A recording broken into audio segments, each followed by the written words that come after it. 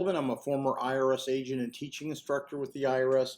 Welcome to my YouTube station. I'm sorry my hair is sticking out. My brush walked away from me. Anyway, I'm a former agent. I worked at IRS for 10 years. I've been in private practice for 40 years. I can get you through whatever I'm going to talk to you today about. I've got to check what I'm going to talk to you today about, and that's you can't pay the full amount. What can you do? What are the programs that are available to you? I have a whole team of former IRS agents on staff. I've worked thousands of cases. I've been on the national news 8 times, I think, in the last 3 or 4 months now. You can check my website out at 777irs.com, or you can see my whole team of people and all my videos. I do these, so many of these are just public service to educate you, and this is one of those. I get many calls through the years and said, hey, I just can't pay the full amount. What am I going to do? Well, IRS has 3 available programs for everybody. Most people can't pay the full amount. Most people can't write a check to pay it in full. You wouldn't be watching here. And as a revenue officer, when I work these cases, most people, I had cases nobody could pay it in full. So here's the 3 programs you have.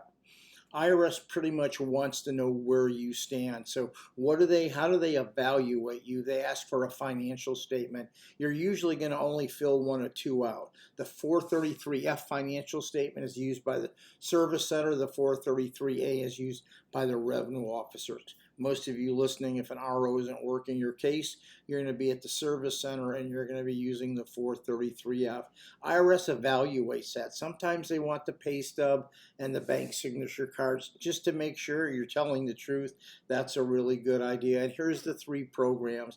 IRS is either going to put you in hardship, currently non-collectible, which means you can't pay the debt at this time.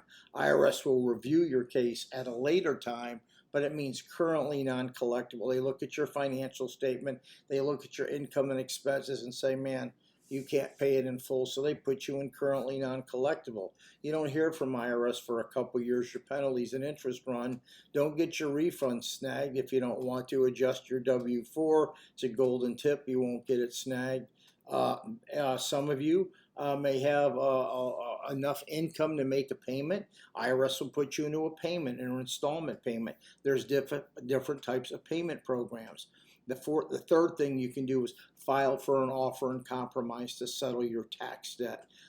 So if you've got to make sure you're eligible, you're going to see all these ads and this. You can settle your debt here and settle your debt. Or I taught the program at IRS. I'm an expert in the offer and compromise. If you don't make a lot of money, go ahead and file it yourself. If you make a lot of money, then you're going to want to hire somebody, because the offer and compromise, it's complicated. 19% of all offers are accepted. That means 80%, 81% don't.